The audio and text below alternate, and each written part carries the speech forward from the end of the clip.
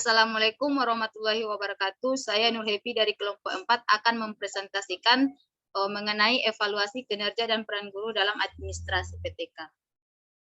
Sebelumnya kita harus tahu terlebih dahulu apa itu PTK. PTK menurut Kamus Besar Bahasa Indonesia adalah suatu proses untuk menyediakan tentang informasi sejauh mana suatu kegiatan tersebut telah tercapai. Bagaimana perbedaan pencapaian itu dengan suatu standar tertentu untuk mengetahui apakah ada selisih di antara keduanya, serta bagaimana manfaat yang telah dikerjakan untuk bila dibandingkan dengan harapan yang diinginkan atau diperoleh. Evaluasi perlu untuk mengetahui tingkat suatu objek yang dievaluasi tersebut. Dalam konteks evaluasi guru atau tenaga pendidik, yang menjadi objek evaluasi adalah guru atau tenaga pendidik tersebut. Nah, secara istilah, evaluasi kinerja tenaga pendidik merupakan upaya pengumpulan, pengelolaan, analisis, dan interpretasi data tenaga pendidik, serta acuan dalam pengambilan langkah selanjutnya.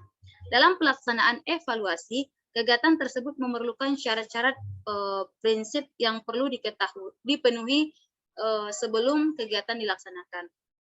Sehingga dalam evaluasi kinerja pendidik ini, kepala sekolah atau orang atau panitia yang ditunjuk dibentuk langsung oleh kepala sekolah. Kegiatan ini setidaknya dilakukan sekali dalam setahun. Tujuan dari pelaksanaan evaluasi kinerja guru atau tenaga pendidik ada beberapa. Yang pertama, menentukan tingkat kompetensi seseorang guru.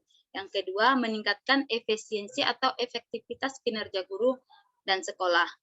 Yang ketiga, menyajikan suatu landasan untuk pengambilan keputusan dalam mekanisme penetapan efektif atau kurang efektifnya kinerja guru. Yang keempat, menyediakan landasan untuk program pengembangan keprofesian berkelanjutan bagi guru. Yang kelima, menjamin bahwa guru melaksanakan tugas dan tanggung jawabnya serta mempertahankan sikap-sikap yang positif. Yang keenam, menyediakan dasar dalam sistem peningkatan promosi dan karir guru serta bentuk penghargaan. Selanjutnya, dalam pelaksanaan evaluasi kinerja tenaga pendidik dibutuhkan adanya rambu-rambu atau konsep evaluasi. Konsep evaluasi ini mencakup ada beberapa. Yang pertama itu ada valid, di mana valid ini merupakan aspek yang dinilai aspek yang dinilai benar-benar mengukur komponen-komponen tugas tenaga pendidik dalam melaksanakan pembelajaran, pembimbingan, dan atau tugas lain yang relevan dengan proses sekolah.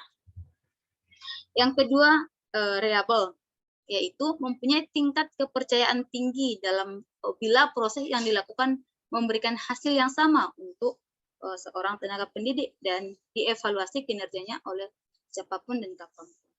Yang terakhir harus praktis, dimana dapat dilakukan oleh siapapun dengan relatif mudah dan tingkat validitas dan reliabilitasnya sama dan semuanya kondisi tanpa memerlukan persyaratan tambahan. Selanjutnya, prinsip-prinsip pelaksanaan evaluasi kinerja guru ada beberapa. Yang pertama, berdasarkan ketentuannya. Evaluasi kinerja tenaga pendidik harus dilaksanakan sesuai dengan prosedur mengacu pada peraturan yang berlaku. Yang kedua, berdasarkan kinerjanya. Kinerja yang dapat diamati dan dipantau sesuai dengan tugas guru atau tenaga pendidik sehari-hari dalam pelaksanaan kegiatan pembelajaran, pembimbingan, dan atau tugas tambahan yang relevan dengan fungsi sekolah atau madrasah. Yang ketiga, berlandaskan dokumen PK guru, di mana penilaian guru atau tenaga pendidik yang dinilai dan unsur lain yang dilibatkan dalam proses evaluasi kinerja tenaga pendidik harus memahami semua dokumen yang terkait dengan sistem evaluasi kinerja tenaga pendidik. Yang terakhir, dilaksanakan secara konsisten. Dilaksanakan teratur setiap tahun diawali dengan penilaian formatif di awal tahun dan penilaian sumatif di akhir tahun.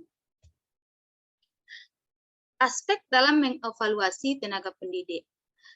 Dalam evaluasi tenaga pendidik berdasarkan beberapa unsur yang perlu, antara lain evaluasi guru mata pelajaran atau guru kelas. Aspek evaluasi meliputi domain kompetensi, yaitu merencanakan dan melaksanakan pembelajaran, mengevaluasi dan menilai, menganalisis hasil penilaian, dan yang terakhir melaksanakan tingkat lanjut hasil penilaian. Yang kedua, evaluasi guru BK atau bimbingan konseling. Evaluasinya meliputi 4 domain kompetensi. Yang pertama, merencanakan dan melaksanakan pembimbingan. Yang kedua, mengevaluasi dan menilai hasil bimbingan. Yang ketiga, menganalisis hasil evaluasi bimbingan. Dan yang terakhir, melaksanakan tindak lanjut pembimbingan. Setelah kita mengetahui prinsip-prinsip dari evaluasi kinerja guru, selanjutnya prosedur pelaksanaan evaluasi kinerja tenaga pendidik. Evaluasi kinerja tenaga pendidik setidaknya dilaksanakan setahun sekali setiap sekolah. Dilaksanakan oleh kepala sekolah atau panitia yang ditunjuk atau dibentuk oleh kepala sekolah. Pada saat penelitian, petugas peneliti sidak ke tempat pengajaran guru terkait dengan membawa lembaran instrumen evaluasi yang berisi tentang poin-poin berdasarkan kompetensi guru yang diuji. Nah, hasil penelitian di-coding ke lembar instrumen tersebut dalam bentuk skor-skor. Setelah hasil tersebut telah diisi semua, hasil dalam lembar instrumen selanjutnya didisplay ke dalam lembaran laporan evaluasi. Dalam bentuk laporan tersebut dapat dilihat secara jelas kinerja tenaga pendidik yang telah dievaluasi. Selanjutnya ada peran guru dalam administrasi PTK. Yang pertama, membuat buku induk pegawai. Yang kedua, mempersiapkan usul kenaikan pangkat pegawai negeri, prajabatan, karpet, cuti pegawai, dan lain-lainnya. Yang ketiga, membuat inventarisasi semua file kepegawaian, baik kepala sekolah, guru, maupun tenaga tata administrasi. Yang keempat, membuat laporan rutin kepegawaian harian, mingguan, bulanan, dan tahunan. Yang kelima, membuat laporan data sekolah dan kepegawaian. Yang keenam, mencatat tenaga pendidik yang akan mengikuti penataran. Yang terakhir, mempersiapkan surat keputusan kepala sekolah tentang proses PBM, surat tugas, surat kuasa, dan lain-lainnya. Untuk pemaparan tentang evaluasi kinerja guru, cukup sekian. Selanjutnya saya akan membahas tentang kasus atau studi kasus yang dialami dalam evaluasi kinerja guru ini. Nah, kasus yang telah saya teliti atau saya cari ada beberapa. Yang pertama,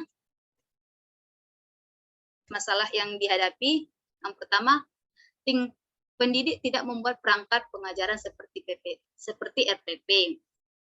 Yang kedua, tenaga pendidik seperti tenaga tata usaha tidak teliti dalam menyimpan arsip berkas-berkas didikannya atau peserta didik. Yang ketiga, pendidik tidak teliti dalam menyimpan hasil belajar dan tidak melakukan analisis pada hasil belajar. Nah, penyebab dari masalah tersebut adalah yang pertama, pendidik kurang disiplin dan kurang tegas sanksi dari kepala sekolah. Yang kedua, tenaga tata usaha yang kurang profesional karena masih tenaga honorer. Yang ketiga, kurangnya kontrol dari wakil kurikulum. Nah, dari masalah tersebut bisa diatasi atau bisa diberikan solusi. Yang pertama, kepala sekolah memberikan sanksi yang lebih tegas kepada pendidik yang tidak membuat perangkat pembelajaran, seperti tadi ada RPP. Yang kedua, kepala sekolah memberikan fasilitas berupa pelatihan dan pengarahan tenaga tata usaha untuk lebih rapi dalam mengarsipkan berkas-berkas peserta didik dan lainnya, supaya arsip-arsip dari peserta didik ini tidak terjadi kehilangan atau aspek lainnya. Yang ketiga, kepala sekolah melakukan IHT atau in-house training untuk memberikan pelatihan secara mengevaluasi yang baik dan benar. Mungkin itu saja yang dapat saya paparkan untuk materi ini. Lebih kurang kurangnya saya minta maaf. Saya akhiri. Assalamualaikum warahmatullahi wabarakatuh.